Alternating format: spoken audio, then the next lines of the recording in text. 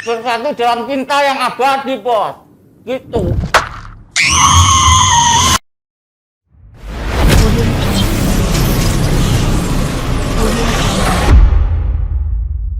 Audio Jungle.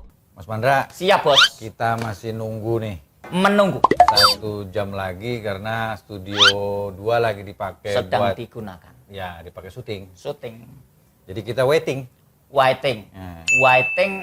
Bahasa Inggris ada pepatahnya tuh, Bos. Opo, Mas? Waiting tresno jalaran saka kulino. Kira saya beneran. Aslinya bahasa Jawa itu. Oh, aslinya bahasa Jawa. Berarti orang Inggris niru orang Jawa. Nah, itu. Berarti multi bahasa itu bahasa Jawa. Bahasa Jawa. Terus gimana, Bos? Nah, Mas, ini Oke, ada Bos. makanan. Iya. Tapi sebelum kita makan, ntar dulu. Nah, mau makan dulu kan? Berarti belum nih. Belum. Oh, lama-lama Tak ngapain? cerita dulu. Oke. Dulu zaman kuliah saya nih, kalau ada makanan, Ya. kan kita lagi main gaplean tuh. Gaple. Gaple, ketiga kan. Ketiga. Datang makanannya nih.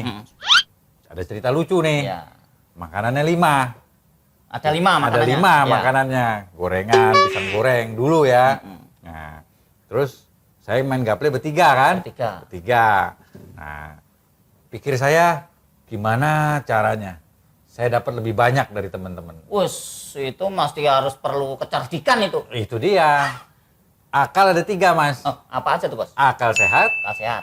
akal-akalan, Akal-akalan. akal bulus. Bulus ini yang penting ini. Terus lanjut, Bos, gimana tuh? Semakin tertarik saya ini. Dengar dulu. Iya. Jadi kalau lagi main gaplean nih, datang 5 makanan, saya makan. Set. makan. 1, gigit kan? Set. Taruh. Taruh. Ya. Temen ngambil satu-satu. Ngambil satu-satu lah ya. Pegang dia kan? Pegang. Saya ngambil 1, gigit, taruh. Ambil lagi 1. Oh, berarti yang satu belum habis tuh tadi? Belum. Loh. Gigit lagi. Ya. Tuh. Kan temen nggak sadar. Temen nggak sadar. Mereka udah ngambil satu-satu. Udah ngambil tuh. satu-satu. Heeh. Saya dapat 2 kan? Dapat 2. Gigitan semua belum habis lagi? Belum habis.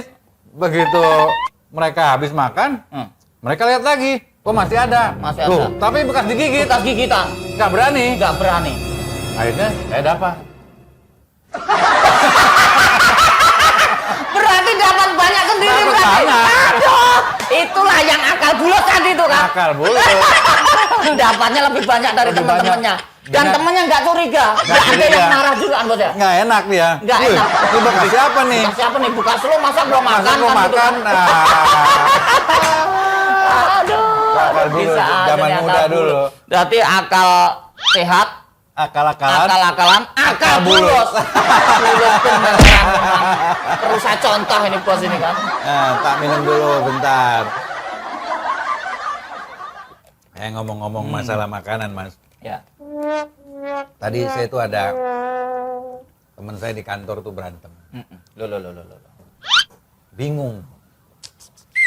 Dia tuh pacaran, ribut terus. Loh. Bisa bantu ndak? Mau menyelesaikan masalahnya. Nah, ini sombongnya keluar nih. Sobat kredit. Masalah asmara, pacaran, muda-mudi itu bagian dari Percintaan. spesialisasi. Coba gimana? Jadi gini, Mas. Masalah percintaan laki-laki dan perempuan itu suatu hal yang memang signifikan. Ini cewek emosinya tinggi. Nah, Yang cowok egois. egoisnya tinggi. Coba gimana cara Mas? Jadi cewek itu dia kan lebih tinggi perasaannya, Bos ya, emosinya. Ya. Jadi cewek ini seorang cewek. Nah, Misalnya? dia misalnya cewek ini, Dek, nah, kita bilangin bagaimana caranya dia mengurangi dan menghilangkan emosinya itu, Bos. Ya. Iya, Mas, hilangkan.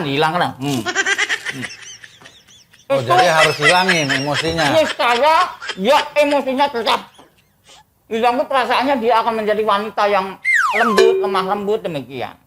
Nah, setelah selesai ini, baru cowoknya kita kasih tahu. Gimana caranya? Nah, Mas, kamu itu harus tingkat keegoisanmu itu harus kamu kurangi. Biar cewekmu itu nanti kamu menjadi pelindung dan pengayom menjadi cewekmu itu. Kamu hilangkanlah itu sifat egoismu itu. Bener juga ya. Akhirnya nanti tuh dia menjadi satu bersatu dalam cinta yang abadi, Bos. Gitu. Tapi ngomong-ngomong saya punya makanan ini habis 2. Berarti gara-gara contoh tadi jadi yang 2 itu ya.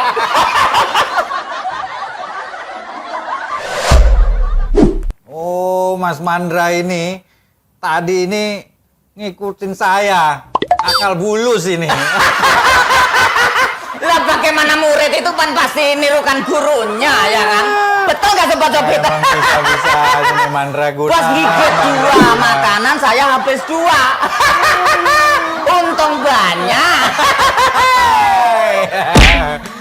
Aduh, nyanyi aja Mas, nyanyi lah. Nyanyi. Topeng umur lah, Oh, topeng umur. Nyanyi topeng umur lah. Sambil menunggu, Bos ya. Sambil nunggu kita. Oke.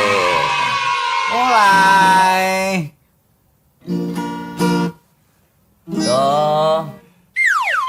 Topeng humor, hiburan kita semua. Pengobat hati yang galau gundah gulana. Ceritanya lucu, bikin ngakak riang gembira.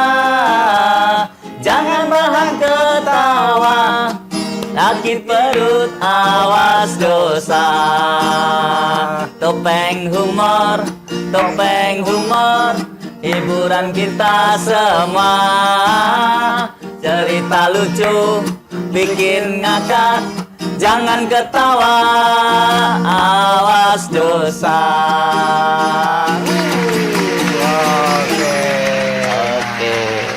Emang kalau di humor itu bikin kita sehat ya Mas ya. Penuh dengan cerita lucu, ngakak, tapi jangan ketawa. keterlaluan ketawanya. Iya. Nanti dosa sakit perut. Nah, gitu, Bos. Oke Sobat Sobit, nanti kita ketemu di studio ya. Oke. Ini tadi intermezzonya. Intermezzo. Cukup dulu. Sip. Nanti kita ketemu di studio. Capcus Kita studio. lanjutkan cerita-cerita humor. Siap. Topeng humor. Topeng humor. Bye-bye. Ya Mas Mandra. Siap, Bos. Kita nih antrian kedua Sudah nih. selesai antrian Kedua. Tadi ngantri syuting. Studionya 1. Bergantian. Yang syuting banyak. Jadi Sobat Sobit terima kasih atas kesabarannya. Oke. Mantap. Nah, kita mulai aja Mas Mandra ya. Oke, Bos. Oke, kita mulai dulu saya ya. Siap. Oke. Assalamualaikum warahmatullahi wabarakatuh. Kita jumpa lagi di channel Topeng humor. Cerita lucu, Bikin ngakak. jangan ketawa, awas dosa. Oke Sobat Sobit, tonton terus video ini sampai habis. Karena di akhir video Topeng Humor ini ada kegiatan saipui.com, Ya. yaitu kegiatan sosial yang kita lakukan langsung terjun ke lapangan. Betul. Mas Mandra ada pesan? Jangan lupa like, subscribe, komen, dan share. Oke Mas Mandra. Oke, siap, Bos. Kita mulai saja. Sobat Mulai. Sobit udah nggak sabar. Sudah nggak sabar menunggu apa yang akan kita bacakan. Nah, betul. Iya. Cerita kiriman dari Saudara-saudara sobat Sobit kita di seluruh Nusantara. Nusantara. Saya mulai duluan ya. Siap, Bos. Ini apa nih sekarang? Ini kiriman dari Agung di Pasar Jongkok, Tanjung Priuk. Tanjung Priok. Cerita atau apa nih, Bos? Ini tebak-tebakan, Mas. Oh, tebak-tebakan. Berarti Saya nebak Mas Mandra. saya nebak nanti? Nebak. Oke, Oke. siap. Oh, saya suruh nebak. Itu masalah yang sangat remeh-temeh. Sombong. Coba apa pertanyaan ini? Oke, nih tebak-tebakannya. Ini telur dulu atau ayam dulu, Mas? Maksudnya mana yang lebih duluan antara telur sama ayam? Betul. Itu masalah yang kecil. Mas. Menurut hukum alam itu yang jelas itu ya jelas ayam dulu lah. Salah. Lah kok salah? Yang jelas itik ayam itik. Baru bertelur lah itu. Masa telur dulu baru ayam? Salah. Ayo yang lain. Ya ayam lah duluan. Salah. Ayo yang lain. Tetep ayam lah, masa telur duluan gelundung terus langsung Nyerah. petok-petok. Masa saya nyerah? Di era demokratis yang semacam ini ya saya hanya memberi kesempatan bos untuk menjawab saja lah. Lama. Udah terus apa yang bener ini? Yang jelas ya ayam dulu lah, masa ada. Jadi jawabannya kalau telur dulu atau ayam dulu? Ya, mana dulu? Jawaban yang benar telur dulu. Lah kok bisa Baru telur? ayam. Coba Mas Mandra ke Loh. warung, pergi ke pasar ke warung, Bu beli telur ayam. Mak. Mana ada beli ayam telur? Oh iya juga. Berarti telur ayam dulu ya? Telur ayam dulu. Oh iya, mak. Saya mau beli ayam telur. Enggak ada ya? Nggak ada. Beli telur ayam ya, Mak? Ah, Oh iya, benar. benar kan? Benar telur ayam nih. Logis. Agung ini ya? Agung. Pasar Jongkok. Thank you Agung. Iya, terima kasih. Kalau masalah telur sama ayam itu urusan saya, Bos. Itu saya kasih kesempatan aja, Bos, buat jawab. Emang ada tebakan Nggak telur ada. lagi? Ngomong masalah ayam, saya ada tebakan ayam. Sudah Apa? ada di dalam otak kecerdasan saya. Coba apa? Nah, sekarang tebak, Bos. Ayam apa yang tidak bisa bertelur? Ya. Gampang. Jangan kecil. gampang-gampang. Jangan buru-buru dipikir dulu. Tunggu. Ayam apa yang tidak bisa bertelur? Ayo. Ayam kampung laki-laki. Salah toh? Salah. Tunggu. Apa meneh? Ayam kate. Apa lagi? Ayam kate kecil pasti bisa bertelur itu. Ayam kalkun. Wah, itu telurnya gede-gede udah jelas itu. Apa ya? Ayam yang nggak bisa bertelur, ayo. Ayam kampus. Itu bukan ayam bertelur, tapi tuh bisa ngerem. Ayo bisa apa enggak? Ayo. Beneran. Ayam apa yang nggak bisa bertelur dah ya? Nyerah ya. Tangannya di atas dong. Ayam apa yang nggak bisa bertelur, Sobat Sopit? Apa? Yang nggak bisa bertelur, ayam bakar dan ayam goreng. Gimana caranya? Bener. Iya, saya. Satu jadi Satu. Oke Mas Mandra. Iya, Bos. Ini tadi tebak-tebakan. Tadi tebak-tebakan satu. Satu-satu. Ada cerita Mas Mandra? Nggak ada. Dari mana? Ini dari saudara Jimmy di Makassar. Oh, Makassar Ya. itu Sulawesi Selatan. Sulawesi Selatan sini. Nah, Kurang dikit. monggo cerita Mas Mandra. Nah, ini ceritanya soal mahasiswa dan SPG. SPG, sales berarti. Sales Promotion Girls. Oke. Apa ceritanya? Jadi gini, Bos. Suatu pagi itu ada sales promotion girl. Dia tanya kepada Di mall nih. di mall. di mall. Nah, ini kan Oke. mahasiswa kan lagi Pergi ke biasa mall. hangout lah ya. ke mall. Tanya lah itu SPG itu. Mas, kalau saya lihat kulitnya Mas kok walaupun kuning langsat bercahaya. Nah, begitu. Mas Terus? pakai sabun apa tiap hari Oh, mandinya? dia nanya sabun. Nanya sabun. Mungkin mengawali dia mau menawarkan Ya. produk sabun itu gitu kan. Terus? Terima kasih Mbak, itu jawabannya Nah. mahasiswa tadi. Tiap hari saya pakai sabun Alvin Mbak. Terus dijawab, wow gitu kan. Pantesan kulit Mas ini berseri-seri. Putih. Ya, kuning langsat tapi Ya, bersinar lah bersih. seperti itu. Terus? Selanjutnya tanya lagi tuh SPG itu. Oh, penasaran. Penasaran. Nah. Loh, kalau saya lihat Mas tuh kok pede sekali rambut di model-model seperti itu terus kelihatan hitam mengkilat. Nah. Kesehariannya menggunakan sampo apa, Mas? Oh.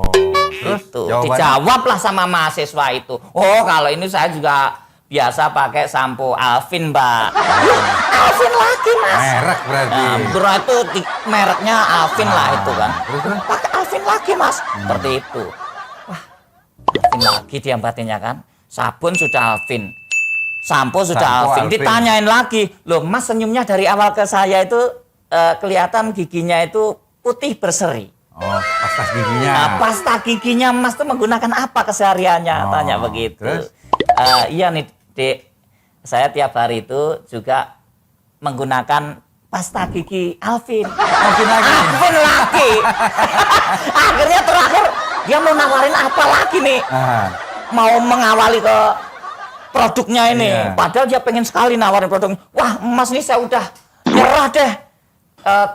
Dari mulai sabun, sampo, sampai pasta gigi Alvin semua. Sebetulnya ini produk luar negeri apa dalam negeri sih, Mas? Pasti luar negeri. Alvin ini kan? Pasti luar negeri. Lah itu bayangannya dia kan. Lah dijawablah sama mahasiswa itu. Apa Alvin itu temen kos saya, Mbak. Jadi saya cuma minta. Jadi tidak mudah itu si mahasiswa itu minta temennya. Jadi nggak mau beli. Iya, namanya si Alvin itu. Numpang.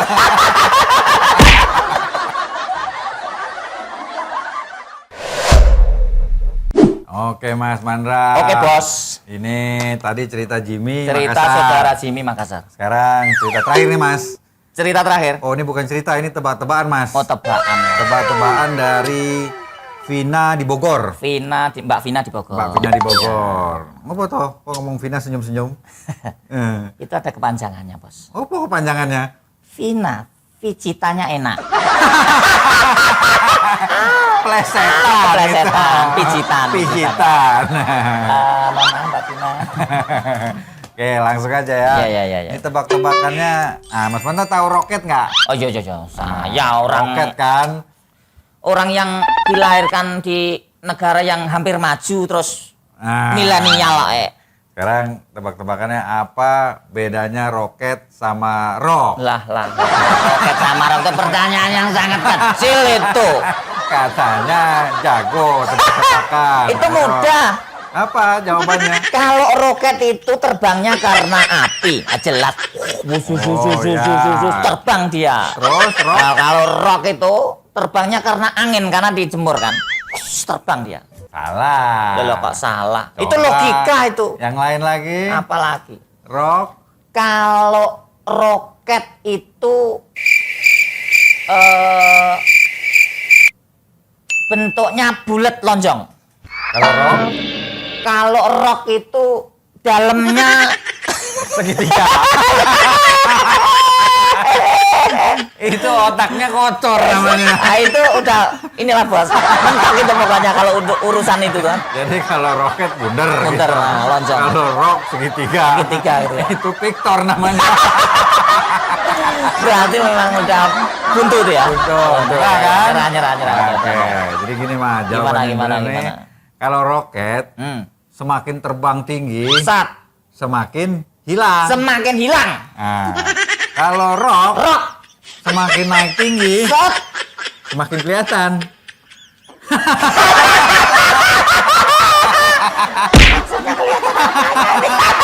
Ya kelihatan yang tadi. Maksudnya kelihatan roketnya atau apa? Oke Sobat Sobit, Mas Mandra. Siap bos. Ini kita sudah selesai. Setelah ngomongin ayam sama telur dan roket sama rock, wow. Kita selesai bos ya kan? Selesai. Jadi terima kasih Sobat Sobit. Baik. Saya dan Mas Mandra sudah selesai membacakan kiriman-kiriman cerita lucu dan tebak-tebakan lucu Mas Mandra ya. Dari Sobat Sobit di seluruh Nusantara.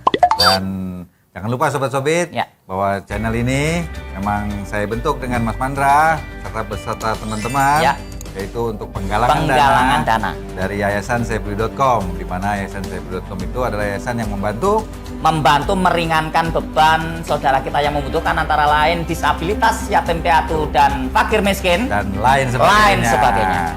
Untuk itu Sobat Sobit, jangan matikan channel ini. Tonton terus video ini karena di akhir video ada ulasan-ulasan video yang saya peduli tentang kegiatan sosial. Ya.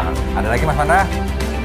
Bagi rekan-rekan seluruh tanah air serta mancanegara yang memiliki cerita lucu dan humor, silahkan kirim di nomor WA serta alamat email yang tertera di kolom deskripsi. Satu lagi bos, jangan lupa like, subscribe, komen, dan share. Assalamualaikum warahmatullahi wabarakatuh. Bye.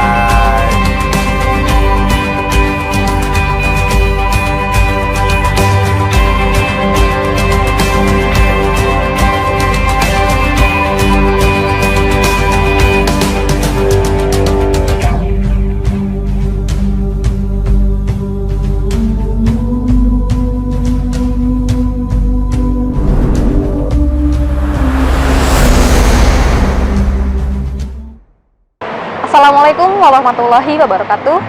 Halo saudara peduli, kembali lagi dengan saya Sonia Julia. Belajar bersyukur untuk hal sekecil apapun itu yang sedang aku pelajari setiap harinya. Karena dengan bersyukur, kita akan lebih ringan dengan menjalankan hidup.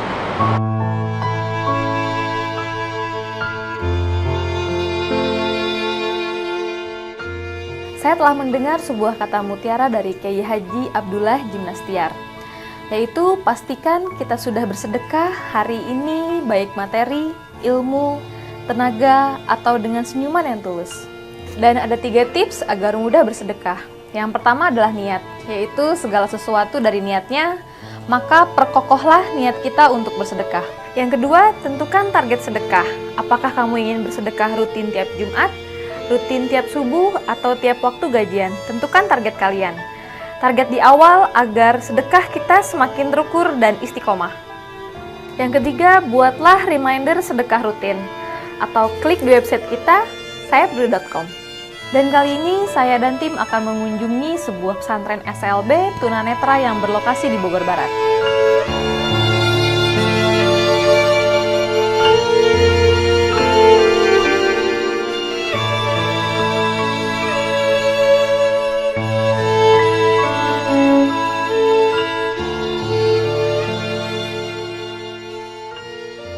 Baiklah saudara peduli, kita ikuti kegiatan mereka di pesantren SLB tersebut. Selamat sore, kembali lagi dengan saya Sonia Julia. Hari ini saya akan mewawancarai Bapak Firman selaku pendiri SLB Cahaya Quran. Saya Firman Sukmawirya, pendiri SLB Cahaya Quran di bawah naungan Yayasan Tabungan Surga. Perkenalkan, saya Dika, saya relawan dari SLB Cahaya Quran Yayasan Tabungan Surga. Kebetulan Yayasan Tabungan Surga itu punya relawan, yaitu Duta Tunanetra. Bisa diceritain sedikit Pak, awal niat Bapak untuk membangun SLB ini seperti apa? Latar belakang dari saya bersama teman-teman merintis sarana pendidikan untuk anak-anak difabel. Ya pertama yang jelas, kita pikir semua ajaran agama mengajarkan kita untuk berbuat baik pada sesama. Yang kedua tentunya sebagai warga negara tentunya kita juga patut mendukung program pemerintah dalam pendidikan bagi anak-anak difabel. Ya, dan yang kedua adalah bahwa salah satu pertimbangannya adalah begitu minimnya pendidikan bagi anak-anak difabel, ya, masih sangat terbatas, sehingga ini tentunya setidaknya dapat meringankan beban pemerintah dalam mengentaskan buta huruf bagi anak-anak difabel. Baik. Kapan dan seperti apa Bapak dan rekan-rekan Bapak membangun yayasan ini? Kita berdiri mulai merintis itu mulai dari 5 anak. Saat itu kita belum ada tempat, sehingga kita awali dengan mengontrak sebuah rumah dengan 5 anak itu. Seiring berjalannya waktu, bertambahnya santri-santri, siswa difabel, kita mulai berpikir untuk bisa membangun sendiri. Mulai dikit-dikit lah, kita mulai dari membebaskan lahan seluas 500 meter, lalu kita sedikit-sedikit juga membangun sarana kelasnya dan asramanya, seperti itu. Seperti yang kita bisa lihat sekarang, sehingga saat ini sudah mencapai 40 anak sejak di sini. Baik, itu untuk mendirikannya tahun berapa Pak? Pendidikannya sebenarnya udah kita mulai dari tahun 2013 ya, dengan 5 anak. Seiring waktu semakin kita dikenal, banyak anak-anak difabel yang tadinya awalnya di rumah-rumah, disimpan di rumah-rumah. Alhamdulillah setelah kita perkenalkan, kita motivasi orang tuanya, akhirnya bertambah. Terus yang semula kita ingin fokus kepada pendidikan bagi anak-anak tunanetra, seiring perjalanan waktu, yang Down syndrome, yang tunarungu, yang autism pun datang untuk meminta dapat ikut belajar di sini, seperti itu. Karena misi kita memang sosial, sekolah kita memang bebas biaya. Karena kriterianya mereka tidak mampu, ya kita terima saat itu. Kita tidak bisa tolak juga. Seperti itu. Baik. Jadi itu untuk sekolahnya ya Pak ya? Ya.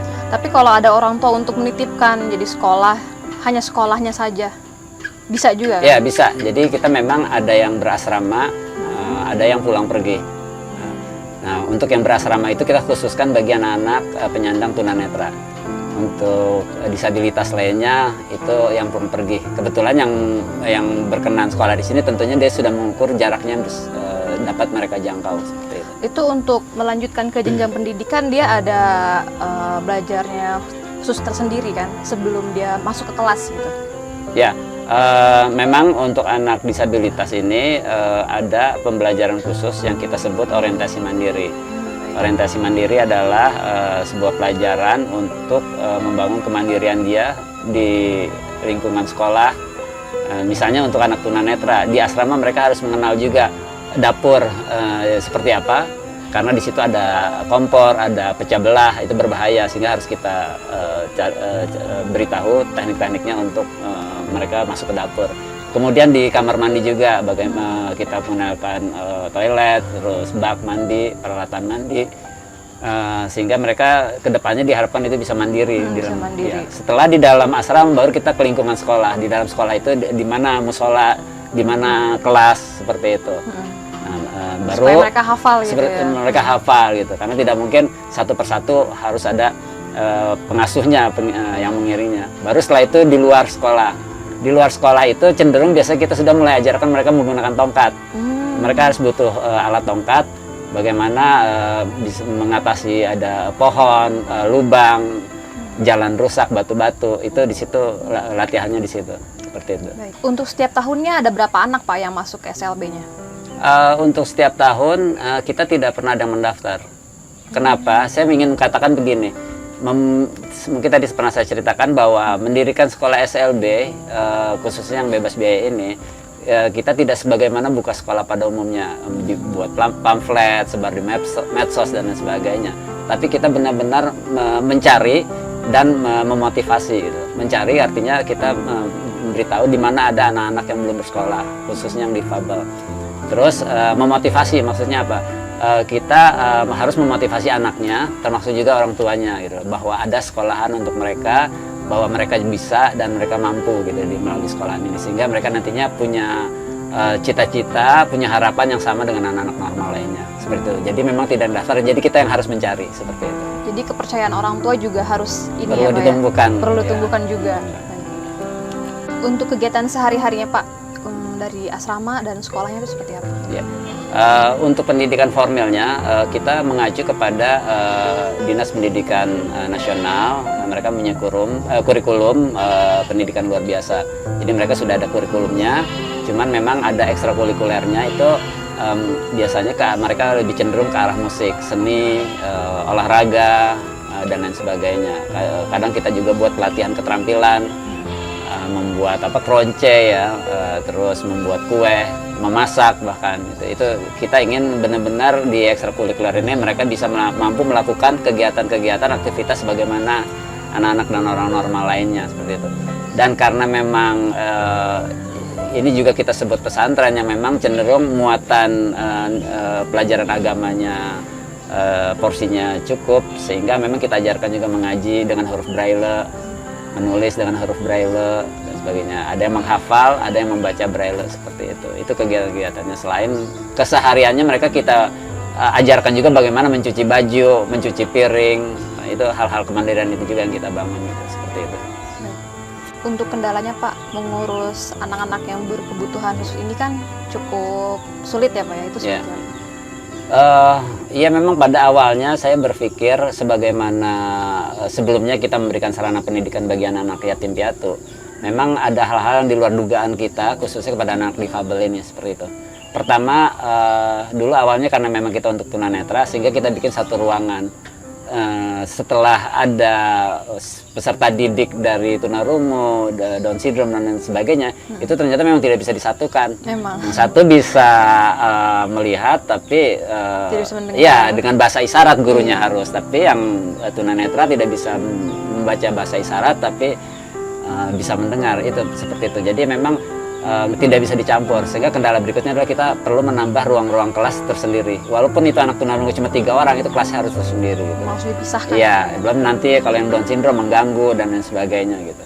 Yang kedua adalah tenaga pengajar. Tenaga pengajar ini agak kesulitan. Mungkin memang sekarang ini anak-anak muda jarang yang mengambil pilihan pendidikan luar biasa seperti itu. Nah, andai pun ada, itu biasanya kita rebutan dengan yang swasta yang berbayar seperti itu, dan kita biasanya kalah dengan yang swasta karena bayarannya jelas seperti itu. Makanya kenapa tadi ada Kak Dika yang sebagai relawan.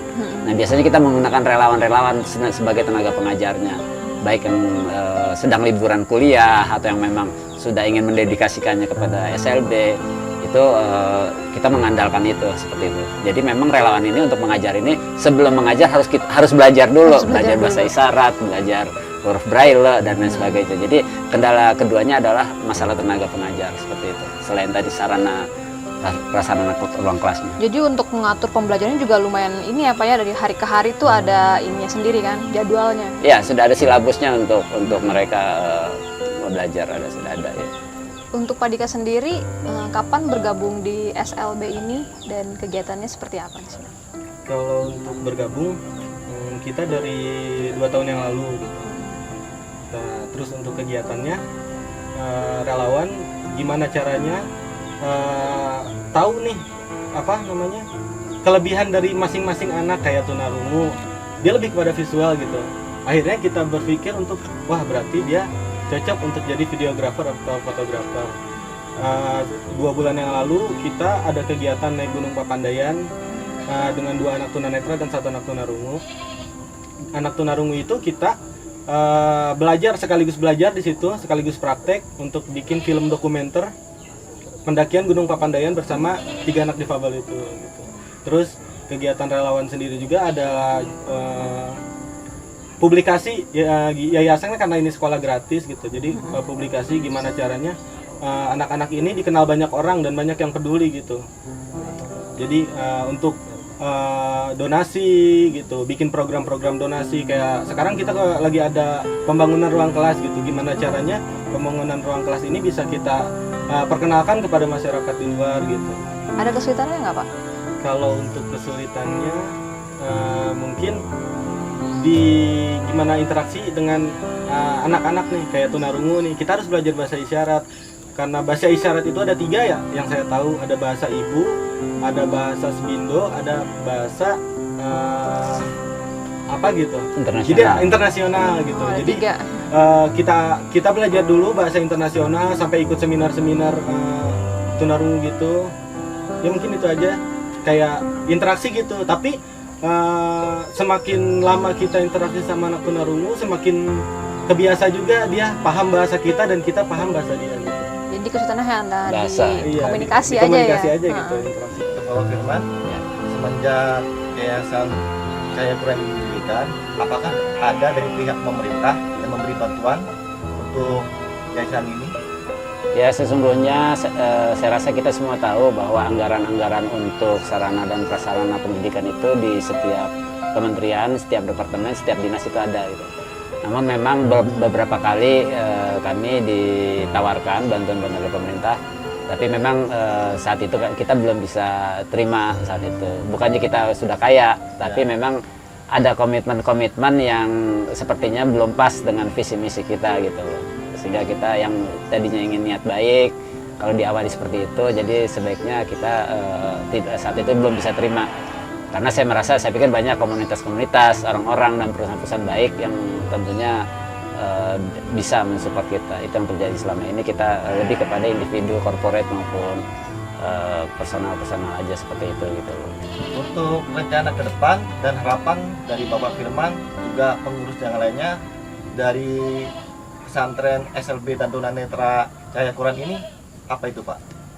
Untuk rencana jangka pendeknya ya kita ingin sarana pendidikan kita ini, baik asrama, musola, dan kelasnya itu bisa memberikan fasilitas yang memadai dan layak bagi anak-anak difabel seperti itu. Harapan kedepannya tentunya nantinya seiring dengan lengkap dan layaknya sarana prasarana kita ingin akan lebih banyak lagi anak-anak difabel yang selama ini di rumah-rumah itu bisa dapat bersekolah di tempat kita tanpa biaya seperti itu. Sehingga kami berharap kedepannya anak-anak difabel pun mempunyai harapan serta cita-cita yang sama sebagaimana anak normal lainnya. Jadi kami ingin memanusiakan anak manusia, itu aja intinya. Jadi selama ini anak-anak sekolah di sini tuh semua gratis, Pak. Bebas biaya kita. Jadi biayanya bebas. Bebas, semuanya, baik secara keseluruhan. secara keseluruhan, baik biaya pendidikannya, biaya makan di asramanya, seperti itu gitu. Terima kasih Pak atas wawancaranya dan kami bisa diterima atas kunjungannya di sini. Saya pun turut berterima kasih kepada sayapeduli.com yang telah berkenan hadir ke tempat kami mengunjungi anak-anak difabel. Kita adalah sarana pendidikan bebas biaya bagi anak-anak difabel dan tidak mampu. Tentunya sangat sadar bahwa apa yang kita lakukan ini perlu dukungan masyarakat. Bahkan bukan hanya Cahaya Quran aja, SLB Cahaya Quran yang patut berterima kasih. Bahkan negara pun harus bersyukur seharusnya kepada sayapeduli.com yang telah meringankan tugas-tugas negara dalam melaksanakan pendidikan bagi anak difabel. Jazakallah khairan katsiran. Terima kasih untuk setiap cinta dan kasih sayang yang tak pernah terucap, tapi mampu kami rasa. Jangan biarkan hilang dan biarkan tetap ada di hati sampai nanti kita bertemu lagi. Sebagai salah satu saudara yang pernah bersama, satu hati, satu tujuan. Assalamualaikum warahmatullahi wabarakatuh. Alhamdulillah kita semua sekarang sudah diterima oleh Pak Firman sebagai pendiri sekaligus pengurus dari Yayasan Cahaya Quran di Bogor apa Pak? Ciampea Bogor. Semoga Yayasan Cahaya Quran ini semakin maju, mendapatkan ridho dari Allah, karena Yayasan Cahaya Quran ini menampung banyak kaum difabel, SLB, sekolah, juga asrama, ya Pak. Mudah-mudahan Yayasan Cahaya Quran ini mendapat perhatian dari seluruh masyarakat maupun pemerintah untuk bekerja sama membangun Yayasan Cahaya Quran ini demi masa depan adik-adik kita yang mengalami kebutuhan khusus, dan semoga kita berdoa, kita bersama saling membantu, saling mengisi untuk masa depan mereka supaya lebih cerah lagi. Selanjutnya, lebih utamanya kami dari sayapeduli.com, Bapak Yoga Ailala sebagai ketua akan memberikan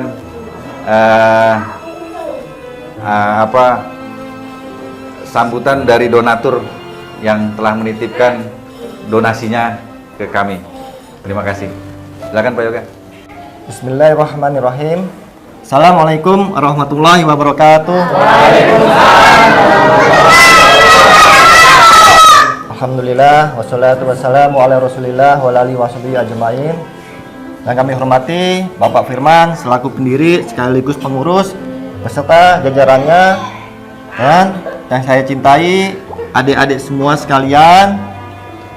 Terima kasih atas sambutannya kepada kami diterima di Sekolah SLB Tunanetra Cahaya Quran. Maksud kedatangan kami ke sini ingin silaturahim dan juga kami mendapat amanah dari para donatur untuk menyampaikan amanah yang beliau berikan, yaitu ini berikut adalah barang-barang dan juga sembako, dan ini juga ada titipan dari para donatur kami, salah satunya yaitu PT Mitau Area Future dan juga beberapa donatur lainnya yang tidak kami sebutkan satu persatu. Terima kasih, dan ini sebagai simbolis kami serahkan kepada Bapak Firman selaku pendiri dan pengurus Cahaya Quran. Mohon diterima Bapak Firman. Terima kasih. Barakallahu laka, akan kita manfaatkan.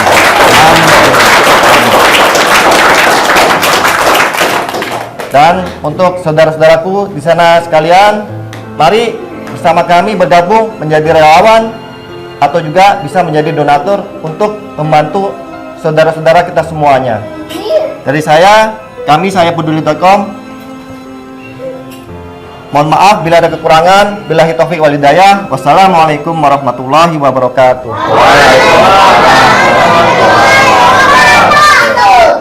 Bismillahirrahmanirrahim. Saya Firman ingin mengucapkan banyak-banyak terima kasih kepada sayapeduli.com yang telah menyempatkan diri hadir menemui anak-anak difabel kita yang terdiri dari anak-anak tunanetra, Down syndrome, tunarungu, dan autism.